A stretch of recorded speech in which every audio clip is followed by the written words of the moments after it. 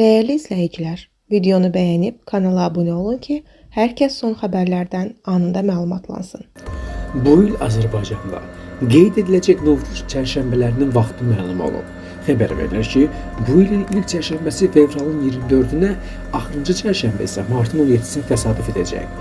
Fevralın 24-ündə ilk su çərşənbəsi, martın 3-ündə ot, martın 10-unda hava yel, martın 17-sində isə axırıncı torpaq çərşənbəsi qeyd olunacaq. Övladının xəstəliyi ilə bağlı Abşeron rayon mərkəzi xəstəxanasına müraciət edən ana orada həkim tapmadığını iddia edir. Dediyinə görə, ona xəstəxananın bağlı olduğu bildirilir. Xəbər verilir ki, Abşeron rayon sakini Bahar Cəfərova azyaşlı övladının səhhətində yaranan problemlə əlaqədar rayonun mərkəzi xəstəxanasına müraciət edib. Valideynin sözlərinə görə, xəstəxananın giriş qapıları bağlı olub və həkim tapmaq mümkün olmayıb. Bahar Cəfərova bildirib ki, xəstəxananın qapıları döyülməsinə baxmayaraq açan olmayıb.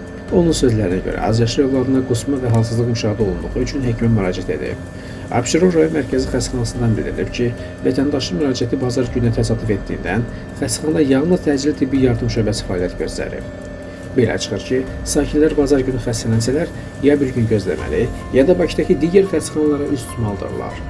Xahiş olunur, bu barədə araşdırma aparılsın.